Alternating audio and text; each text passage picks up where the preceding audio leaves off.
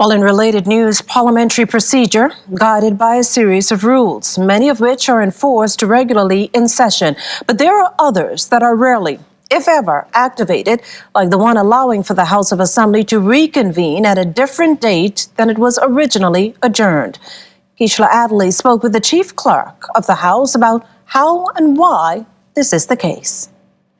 Parliament will execute a rule it hasn't in the past when it meets for session Tuesday, according to Clerk of the Parliament David Forbes.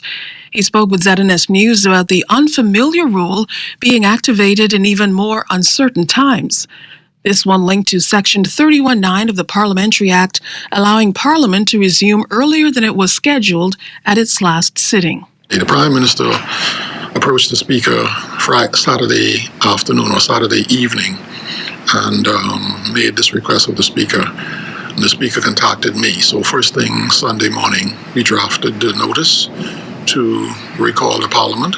And so that's what you're seeing. And of course, those rules they have their foundation in the Constitution, Article 55(1), that says that Parliament is to make rules for its conduct, general conduct of the Parliament. But it's something the Bahamian Parliament hasn't seen before. Forbes says there's no record of the House returning early from an adjournment, but that another scenario, the House being prorogued to accommodate a fresh vote, did play out more than 40 years ago.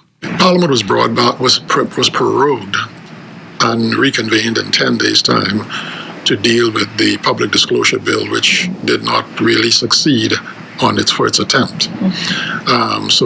But that didn't have anything to do with it. That's very different from the situation that we're dealing with now, because you basically have the House adjourned to the 22nd of September. And the only way you could bring it back is the way we're doing it right now. But in my 43 years here in the Parliament, I've never seen this done before. The rule is not absolute. It gives the Speaker the upper hand. His agreement was given in this case, but it didn't have to be. If he was not satisfied, he could have said, well, I don't think this warrants it, and that would have been the end of the matter. But of course, at the end of the day, the Prime Minister and the Governor General has other options too, because he could have prorogued and brought the Parliament back if he wanted to do that. But of course, there's so much fuss with that, because you have a whole ceremonial thing that takes place.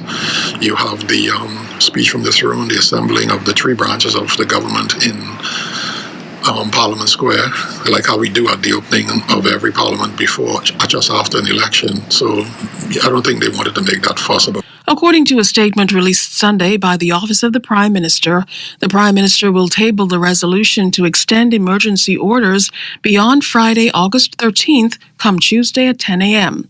The Senate is scheduled to do the same at 3 p.m. Then it's expected a debate will begin on Wednesday in the lower house, followed by debate on Thursday in the upper chamber. Keishla Adderley, ZNS Network News.